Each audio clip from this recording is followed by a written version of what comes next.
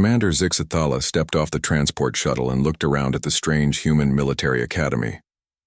The alien officer stood nearly 8 feet tall, with a body made of what looked like living crystal that caught the morning sunlight and threw it back in rainbow colors. Every step made a soft chiming sound as crystalline feet touched the concrete ground. Captain Jake Morrison walked forward to greet the visitor. He was a tall human with gray hair and kind eyes, wearing the dark blue uniform of the academy. Jake had been chosen for this job because he was good with people and had studied alien cultures for years. Still, meeting his first real alien made his heart beat faster. "Welcome to West Point Military Academy, Commander Zixathala," Jake said, extending his hand in the human greeting gesture. "I am Captain Morrison, your liaison officer during your stay here." Zixathala looked at the outstretched hand with curiosity. The alien had studied human customs, but seeing them in person was different. After a moment, Zixathala reached out with a crystalline appendage that barely resembled a hand and touched Jake's palm. The contact felt cold and smooth, like touching polished glass.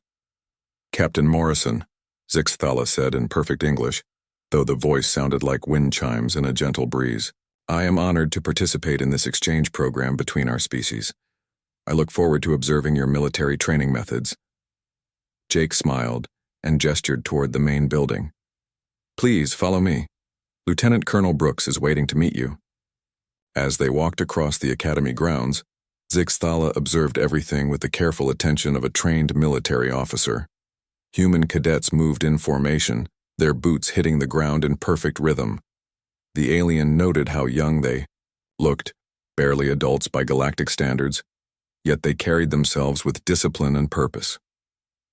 "Your soldiers are quite young," Zixathala commented, watching a group of cadets march past. "These are cadets, not full soldiers yet," Jake explained. "They spend 4 years here learning to become officers. They study everything from history and mathematics to combat tactics and leadership." 4 years seems like a long time for basic military training, Zixathala observed. In the hegemony, warrior training took only 6 months before soldiers were sent to their posts. "We believe in building strong foundations," Jake replied. "An officer needs to understand more than just how to fight. They need to understand why they fight and how to lead others who will follow them into battle." They entered the main administration building, where Lieutenant Colonel Amy Brooks waited in her office. She was a woman in her 40s with short, brown hair and sharp eyes that missed nothing. She stood when they entered and nodded respectfully to the alien visitor. "Commander Zixathala, welcome to our academy," she said. "I hope your time here will be educational for both our species." "Thank you, Colonel Brooks," Zixathala replied. "I confess I am curious to observe human military methods. Your species is relatively new to galactic civilization, yet you have gained membership in the hegemony faster than most worlds." Colonel Brooks smiled. "We work hard and learn quickly. Captain Morrison will show you around today, and tomorrow you will meet the cadet who will serve as your guide during the training exercises." The next morning, Jake introduced Zixathala to Cadet First Class Ryan Cole. Ryan was 20 years old, with sandy brown hair and a friendly smile. He had volunteered for this assignment because he was curious about aliens and wanted to be part of something historic. "Sir," Cadet Cole reporting as ordered, Ryan said, saluting both Jake and Zixathala. "At ease, Cadet," Jake said. "Commander Zixathala, this is Ryan Cole. He is one of our top cadets and will help you understand our training programs." Zixathala studied the young human. Ryan looked even younger than the other cadets, barely more than a child by alien standards. Yet he stood straight and looked directly at the towering alien without fear or nervousness. "It is an honor to meet you, Commander," Ryan said. "I have read about your species and your military achievements. The Battle of Kepler Station is taught in our strategy classes." This surprised Zixathala. The alien had not expected humans to study hegemony military history. "You know of that battle?" "Yes, sir. Your forces defeated a rebel fleet twice your size by using the planet's gravity well to accelerate your missiles beyond normal speeds. It was brilliant tactical thinking." Zixathala felt a small measure of respect for this young human. At least they studied proper military examples. "What did you learn from that battle, Cadet?" Ryan thought for a moment. That sometimes the best weapon is not the one you carry, but the one your environment provides. Also, that being outnumbered does not mean being defeated, if you can think of something your enemy does not expect. Acceptable analysis, Zixthala said, though privately the alien thought it was quite good for such a young soldier. Over the next few days, Ryan showed Zixthala around the academy. They visited classrooms where cadets studied military history, mathematics, and science. They watched physical training sessions where young humans pushed their bodies to exhaustion and beyond. They observed weapons training, where cadets learned to use everything from pistols to heavy machine guns. Zixthala found it all rather primitive. Human weapons were crude kinetic devices that threw metal projectiles. Their tactics were basic, formations and movements that any first-year hegemony cadet would master easily. Their technology was barely beyond the Stone Age compared to proper galactic standards. Yet something bothered the alien observer, though Zixthala could not yet identify what it was. There was something in the way the human cadets trained. Something in their attitudes that felt different from any other military force the alien had observed. During meals, Zixthala sat with Ryan and listened to the casual conversations of human cadets. They talked about their studies, their families back home, their hopes for their future military careers. They seemed so normal, so unremarkable, just young people learning to be soldiers. But when they talked about their training exercises, Zixthala noticed something strange. These human cadets did not just want to win their mock battles, they expected to win. Even when discussing scenarios where they would be outnumbered or outgunned, they spoke as if victory was simply a matter of finding the right approach. "Tomorrow we start the combat simulations," Ryan told Zixthala on their third evening together. "You will see how we put our training into practice." "I look forward to it," Zixthala replied, though the alien expected to see nothing more than crude human attempts at proper military tactics. The alien officer had no idea that tomorrow would begin to change everything the galaxy thought it knew about humanity. The next morning, Zixthala followed Ryan Cole to the training grounds where the combat simulation would take place. The alien expected to see basic human tactics that would be easily understood and quickly dismissed. What happened instead would haunt the crystalline being for cycles to come. The exercise area stretched across several acres of rough terrain, with hills, trees, and mock buildings scattered throughout. Two groups of cadets faced each other, with squad leader Kate Phillips commanding the smaller force of 12 cadets against a larger group of 36. "This seems unfair," Zixthala commented to Ryan as they took their observation positions on a nearby hill. 3-to-1 odds, Ryan agreed. "But Kate's squad has been training together for 2 years. They know each other's movements like family." Colonel Brooks joined them, carrying a tablet that showed the positions of all cadets through tracking devices. "Commander, this exercise tests leadership under pressure.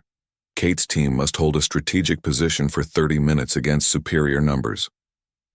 Zixthala watched through binoculars as the larger force advanced in standard formation. It was textbook military movement, exactly what any proper army would do when facing weaker opposition. The alien expected Kate's smaller team to establish defensive positions and try to delay the inevitable defeat. Instead, something impossible happened. Kate's 12 cadets suddenly split into 4 groups of 3. Instead of staying together to defend, they scattered in different directions. Within minutes, they had vanished into the landscape like ghosts. "What are they doing?" Zixthala asked, confused. "They have abandoned their position. They cannot win by running away." "Watch," Colonel Brooks said quietly. The larger force reached the position they were supposed to capture only to find it empty. They began searching the area, moving in careful formations. That was when Kate's cadets struck. The first attack came from behind a cluster of rocks. 3 cadets appeared suddenly, fired their training weapons at the rear guard, then disappeared again before the larger force could respond. Electronic signals confirmed that 5 of the larger force had been killed in the attack. Before the remaining 31 cadets could reorganize, another group of 3 attacked from a different direction, then another. Then the 4th group hit them from yet another angle. "They are hunting them," Zixthala whispered, watching the tracking display with growing unease. Each attack lasted only seconds. Kate's cadets would appear, eliminate several opponents, then vanish back into the terrain. They moved like predators, striking at the weakest points of the larger formation and disappearing before retaliation was possible.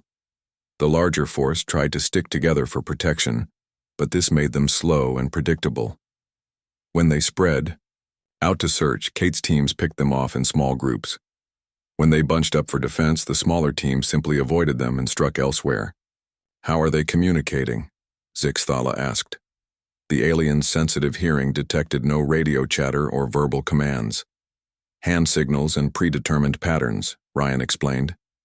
"They have practiced this so many times that each cadet knows what the others will do before they do it." 20 minutes into the exercise, Kate's team had reduced the larger force to 18 cadets. But more disturbing to Zixthala was the attitude of the outnumbered humans. They showed no signs of stress or desperation. They moved with calm precision, as if being outnumbered 3-1 was just another Tuesday morning. "This is not normal tactical behavior," Zixthala said to Colonel Brooks. "Most species would attempt to negotiate or retreat when facing such odds." "Retreat to where?" Brooks asked. "This is a combat exercise. The goal is to complete the mission, not to survive with minimal losses." But they were clearly outmatched from the beginning. Were they? Brooks pointed to the tracking display. "Kate's team has eliminated more than half the opposing force and still has all 12 members active." The final 10 minutes were even more unsettling. The remaining 18 cadets of the larger force had gathered in a defensive circle, trying to protect themselves from further attacks. Kate's team could have waited safely until the exercise ended, claiming victory. Instead, they attacked the defensive position directly. Zixthala watched in amazement as Kate led a frontal assault against a fortified position held by 6 more cadets than her entire team. It should have been suicide. In any rational military analysis, it was suicide. But the humans did not fight rationally. Kate's cadets moved like a single organism. They covered each other's movements with precise timing, advanced undercovering, fire, and pressed their attack even when taking casualties. By the time the exercise ended, Kate's team had eliminated every member of the opposing force while losing only 4 of their own. "Explain this to me," Zixthala demanded, as the cadets gathered for debriefing. "They won an impossible battle against superior numbers. How?" Ryan looked surprised by the question. "Superior numbers don't mean much if the enemy can't use them effectively. Kate's team controlled the battlefield from the start, but they were outnumbered 3-1. So? Numbers are just numbers. Training and teamwork matter more." That evening, Zixthala sat with Ryan in the cadet dining hall, trying to understand what had been witnessed. The other cadets talked and laughed around them, discussing the day's exercise as if it had been perfectly normal. "Tell me about human military history," Zixthala said finally. Ryan's eyes lit up. Military history was one of his favorite subjects. "What would you like to know? Tell me about battles where humans were outnumbered." "Oh, there are thousands of those," Ryan said casually. "Thermopylae, where 300 Spartans held off an army of thousands. The Alamo, where less than 200 men fought an army of several thousand. The Battle of Britain, where a few hundred pilots saved their entire nation from invasion." Zixthala listened with growing horror as Ryan described battle after battle where humans had faced impossible odds. What disturbed the alien most was not that humans sometimes won these battles, but that they always fought them. Even when defeat was certain, even when survival was impossible, humans fought anyway. "Do humans ever surrender?" Zixthala asked. Ryan thought about this seriously. "Sometimes, when surrender will save civilian lives or prevent unnecessary casualties. But surrendering just because the enemy has more soldiers?" He shook his head.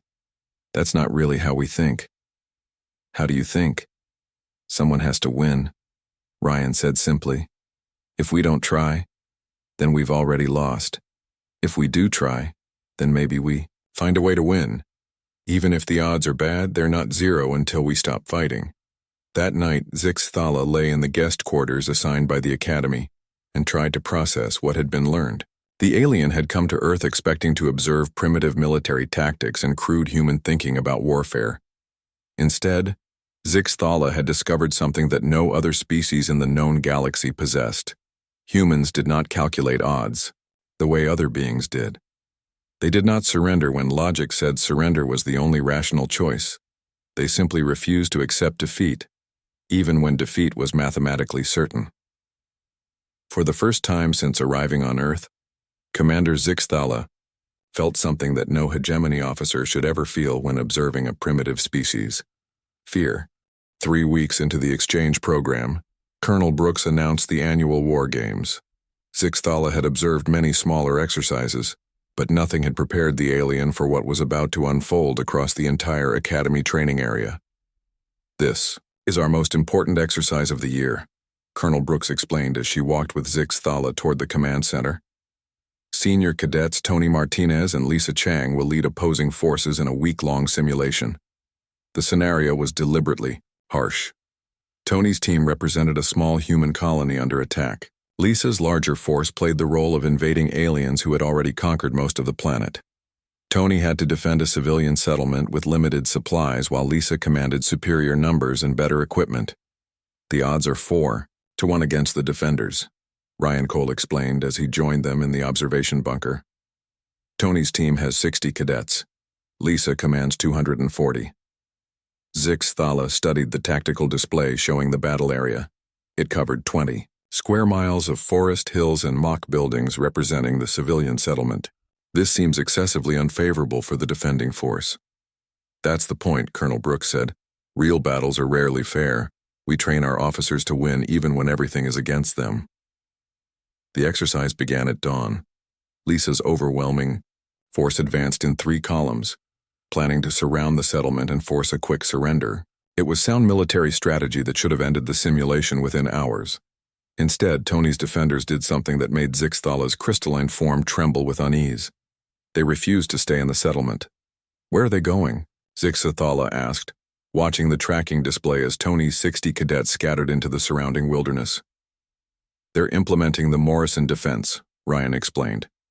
"Named after Captain Morrison's grandfather, who used similar tactics in Vietnam."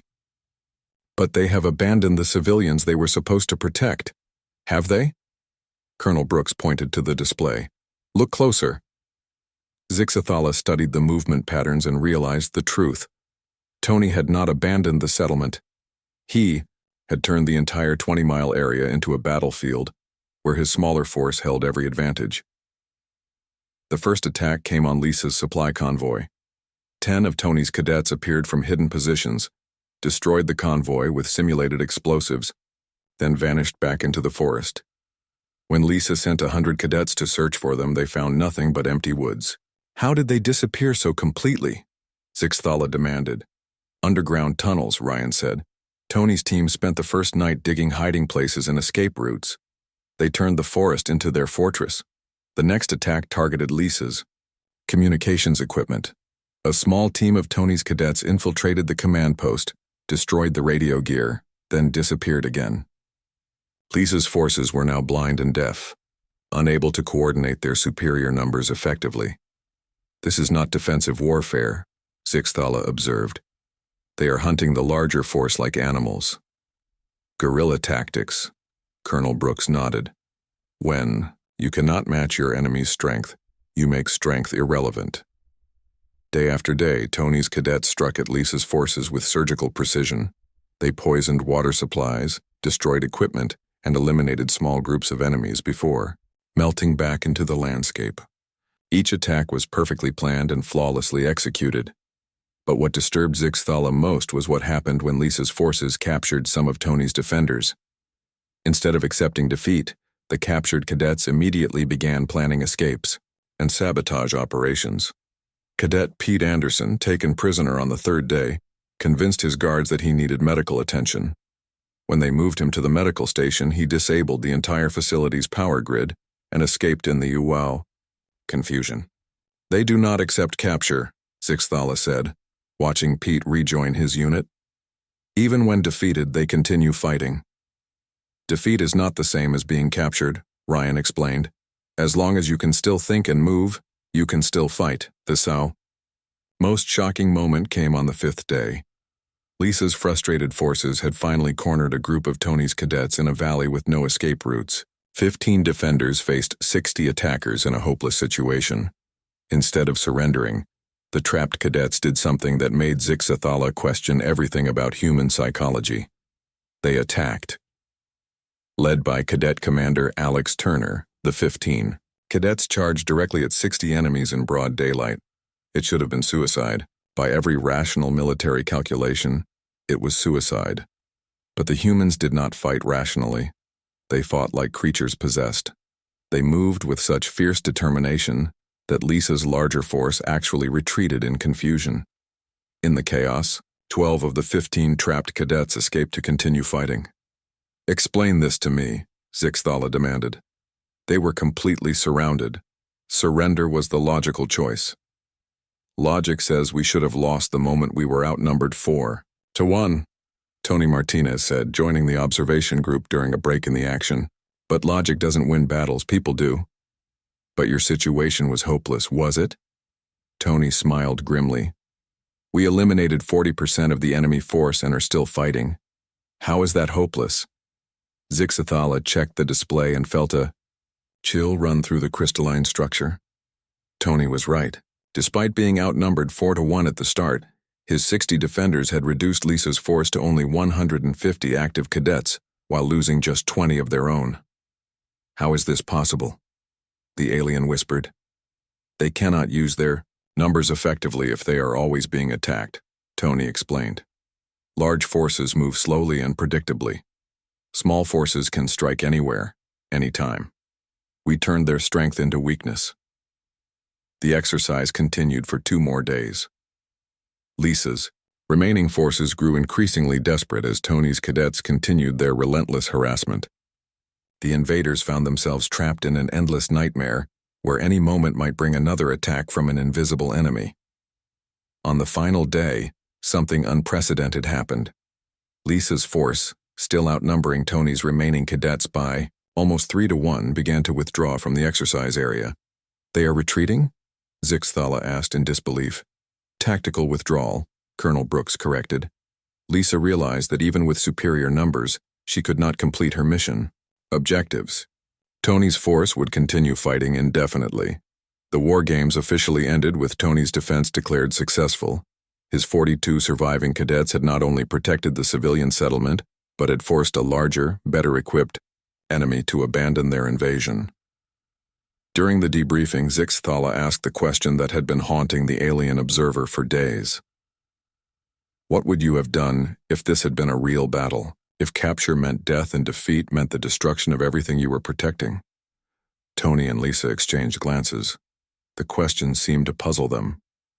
"The same thing," Tony said finally. "Except we would not have stopped fighting until every last one of us was dead. And if death was certain from the beginning, then we would make sure our deaths cost the enemy so much that they would never attack humans again," Lisa added. That night, Zixathala sat alone in the guest quarters and tried to process what had been witnessed. The alien had observed something that no species in the galaxy had ever displayed. Humans did not just refuse to surrender when outnumbered. They refused to acknowledge that being outnumbered mattered at all. They fought every battle as if losing was not a possibility, even when losing was the only logical outcome. For the first time in the alien's long military career, Zixathala began to understand why the galaxy should be very, very afraid of humanity. The morning after the war games ended, Zixathala attended Professor Helen Ross's military history class. The alien had avoided these sessions before, thinking human history would be too primitive to offer useful insights. Now, after witnessing the impossible tactics of the past weeks, Zixathala desperately needed to understand what made humans fight the way they did. Professor Ross was a woman in her 50s with gray hair and sharp eyes that had seen too much of the world. She had served in 3 wars before becoming a teacher, and her classroom walls were covered with maps of famous battles from human history. "Today we will discuss the concept of acceptable losses," Professor Ross announced to her 30 cadets. "Commander Zixathala, please feel free to participate. Your perspective would be valuable." The alien settled into a reinforced chair designed to support crystalline anatomy. What do you mean by acceptable losses? The number of casualties a military force is willing to take to achieve an objective, one cadet answered. For most galactic species, acceptable losses are typically 5 to 10%, Zixthala said. Beyond that threshold, retreat becomes the logical option. Professor Ross smiled grimly. Humans calculate differently. Ryan, tell our guest about the Battle of Stalingrad. Ryan Cole stood up. World War II, 1942 to 1943. The German army besieged the city of Stalingrad with superior numbers and equipment. The Soviet defenders were outnumbered and outgunned. What were the casualties? Professor Ross asked. The Soviets lost over 1 million soldiers defending the city. The Germans lost 800,000 trying to take it. Zixthala's crystalline form shimmered with shock. 1 million casualties? Why did they not surrender? Because surrendering meant the Germans would control the city and use it as a base to conquer the rest of the country, Ryan explained. The defenders decided that losing 1 million soldiers was better than losing their homeland. But the losses were enormous. Yes, Professor Ross agreed. But they won. The German army never recovered from Stalingrad.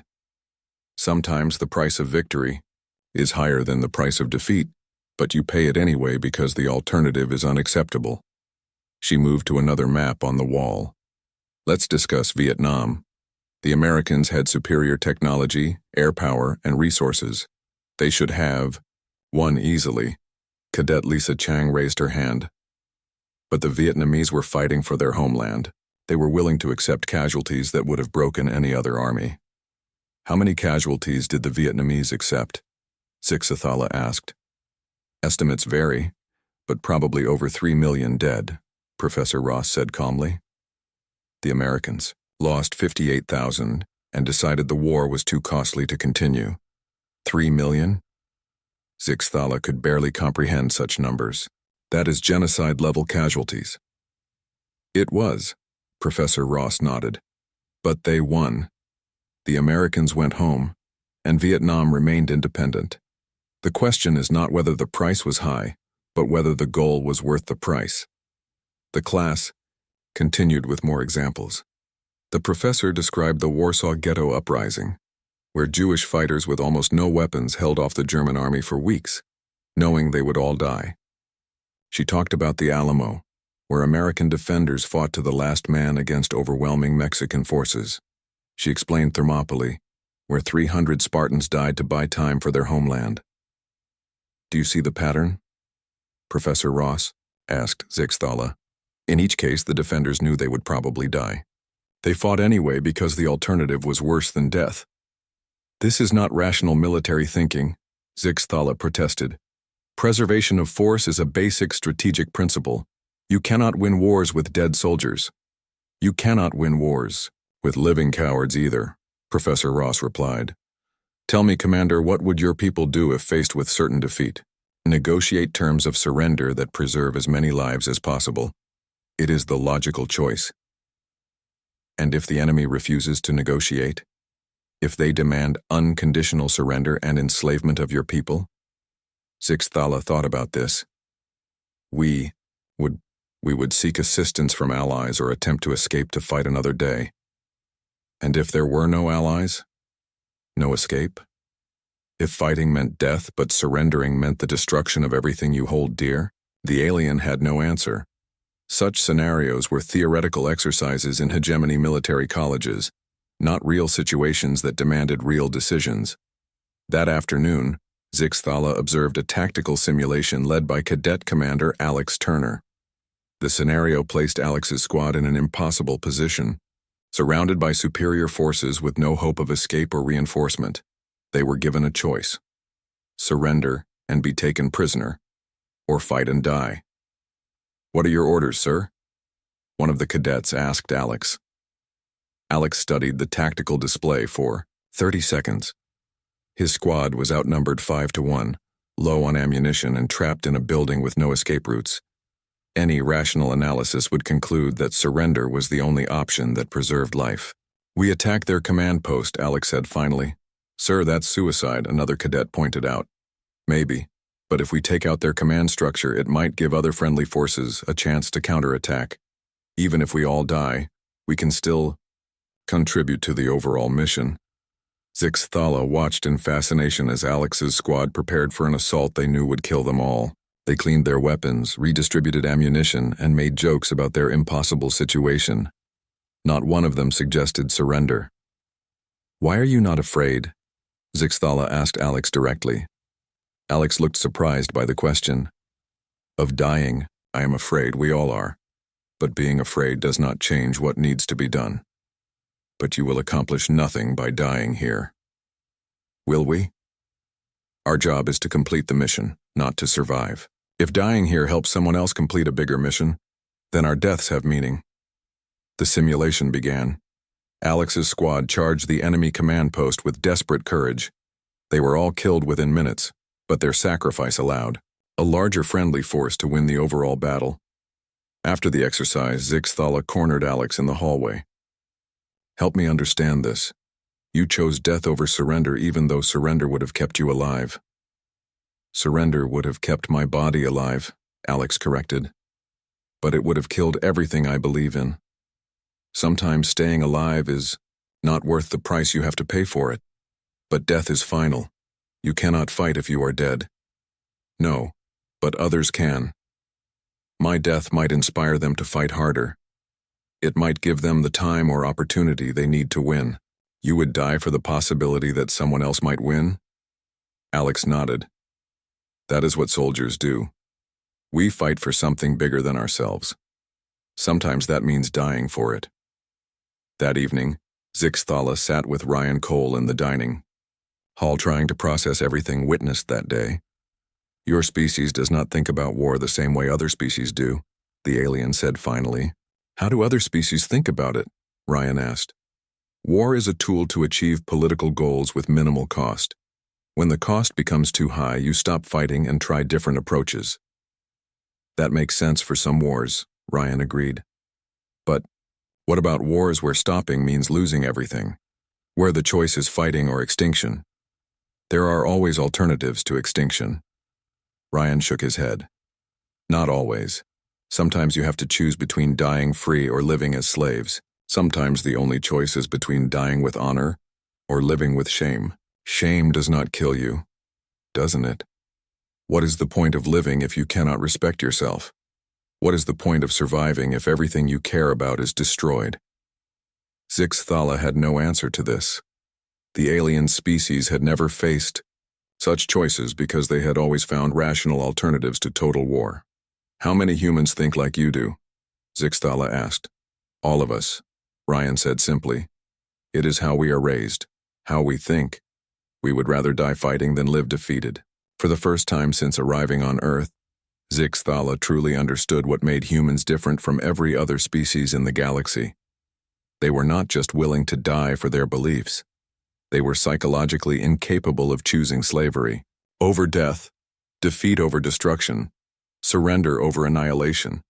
They were the only species that treated extinction as preferable to subjugation, and that made them the most dangerous beings in the known universe. Commander Zix Thala stood on the transport pad at West Point Academy, preparing to return to the hegemony fleet. The alien's crystalline form had grown darker during the weeks on Earth, as if the knowledge gained had somehow changed the very structure of the being's existence. Captain Jake Morrison approached with a friendly smile. "I hope your visit was educational, Commander. You are welcome to return any time." "It was enlightening," Zix Thala replied carefully.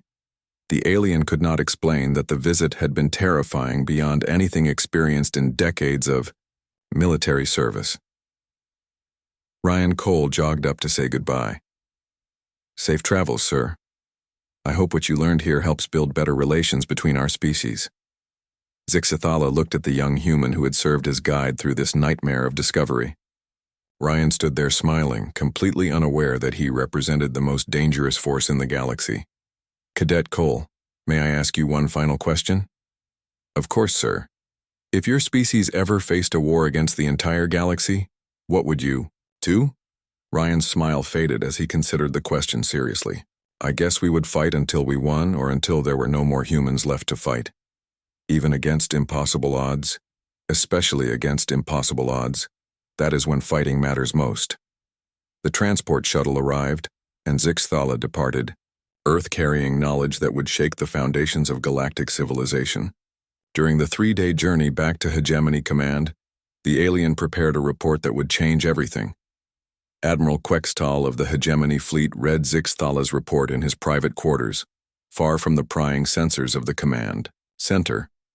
The admiral was an old warrior who had seen action against dozens of species across the galaxy. Nothing should have surprised him anymore. The report made his 4 hearts stop beating for several seconds. "This cannot be accurate, Admiral," Quextal muttered, reading the section about human casualties in historical wars. "No species accepts losses of this magnitude voluntarily."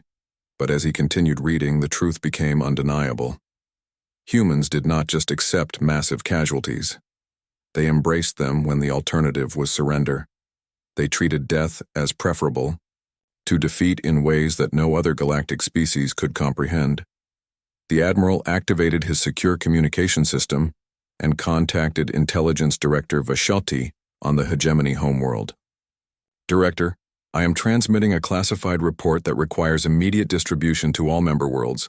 Classification level, Galactic Threat Assessment." "What type of threat, Admiral?" Director Vashati asked. "Species level psychological.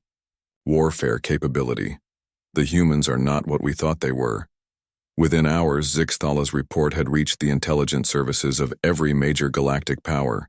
The response was immediate and unanimous. Panic. The Korthak Empire, known for their aggressive military policies, held an emergency session of their war council. General Thexmar, veteran of 50 conquest campaigns, stood before the assembled commanders with Zixthala's report displayed on the main screen. "According to this analysis, humans have never lost a war through surrender," General Thexmar announced. "Even when defeated, they continue fighting as guerrilla forces or resistance movements." "Surely this is exaggeration," one commander protested. "No species fights to total extinction. The report includes documentation of human conflict spanning thousands of years. In every case where humans faced existential threats, they chose death over submission." The room fell silent as the implications sank in. The Korthak Empire's entire military strategy was based on forcing enemy species to surrender through overwhelming force. "What do you do against an enemy that simply refuses to surrender?" "What are your recommendations, General?" the War Council leader asked. "Under no circumstances should the Korthak Empire engage in military conflict with humanity. We cannot defeat an enemy that treats death as victory." Similar scenes played out across the galaxy. The Zelani Federation, masters of economic warfare, realized that humans could not be conquered through blockades or sanctions. A species willing to accept unlimited casualties would simply outlast any siege. The Hydrax Collective, experts in psychological warfare, discovered that their standard techniques were useless against humans. Fear of death was the foundation of most psychological attacks, but humans had turned that fear into a weapon against their enemies. Most disturbing was the response from the Vorthak Empire, Zixthala's own people. The empire had built its reputation on precise, calculated military campaigns with minimal losses. They won wars through superior technology and tactics, not through mindless aggression. Emperor Zixthan summoned the full Imperial Council to discuss the human threat. "If this report is accurate, humans represent a form of warfare we cannot counter," the Emperor declared. "They do not fight to win. They fight because losing is unacceptable to them." "Surely they can be reasoned with," suggested Councillor Vexali. "All intelligent species respond to logical arguments." "Have you read the report?" the Emperor asked. "Humans consider logic irrelevant when their survival is threatened. They will choose irrational action over rational surrender every time." The Imperial Council voted unanimously to classify humanity as a galactic threat level 1, a species too dangerous to engage under any circumstances. Word of the classification spread through unofficial channels. Smugglers, traders, and merchants, who operated between galactic territories, began avoiding human space entirely. The few aliens who had established businesses with humans quietly closed their operations and departed. Within weeks, Earth found itself in an inexplicable isolation. Alien visitors stopped coming. Trade agreements were canceled without explanation. The hegemony exchange program was quietly terminated. Ambassador Chen, Earth's representative to the Galactic Council, demanded an explanation from hegemony officials. She was told only that strategic considerations required a reduction in human-alien interactions. Back on Earth, Captain Jake Morrison noticed the change immediately. "It's strange," he told Colonel Brooks. "Commander Zixathala seemed pleased with the exchange program, but now the aliens want nothing to do with us. Maybe they learned something they didn't like," Colonel Brooks suggested. Meanwhile, at the highest levels of galactic government, emergency protocols were being established. The Galactic Council issued Secret Directive 447, Human Containment Protocol. The directive was simple and terrifying in its implications. No galactic power would engage in military action against humanity. No threats would be made against human colonies. No attempts would be made to conquer human territory. Instead, humanity would be quietly isolated and monitored. They would be allowed to develop and expand within their own region of space. But every effort would be made to prevent them from spreading throughout the galaxy. "We are dealing with a species that cannot be defeated because they refuse to accept defeat," explained Council Leader Orthmax to the assembled representatives. "The only safe option is to ensure they never have reason to fight us." The irony was not lost on the more thoughtful members of the galactic community. Humanity had achieved something no other species had ever accomplished. They had made themselves too dangerous to attack, not through superior weapons or technology, but through sheer psychological determination. They were the only species in galactic history that was avoided not because they were strong, but because they were unbreakable. 6 months after Zixthala's return, the alien officer received a new assignment: monitoring human communications from a safe distance of 50 light-years. The hegemony wanted to track human development without risking direct contact. "What should we do if humans attempt to expand beyond their current territory?" asked Zixathala's new commander. "We get out of their way," came the reply. "And we warn everyone else to do the same." On Earth, life continued normally. Humans went about their daily business, unaware that their simple refusal to give up had made them the most feared species in the galaxy. Captain Jake Morrison still wondered why the alien exchange program had ended so abruptly. "I thought we got along well with Commander Zixthala," he mentioned to Ryan Cole one evening. "Maybe we got along too well," Ryan replied with a laugh. "Maybe they finally figured out what we're really like." Neither of them realized how accurate that statement was or how much it had changed the balance of power in the galaxy. Humanity had won a war without knowing they were fighting one, simply by being themselves.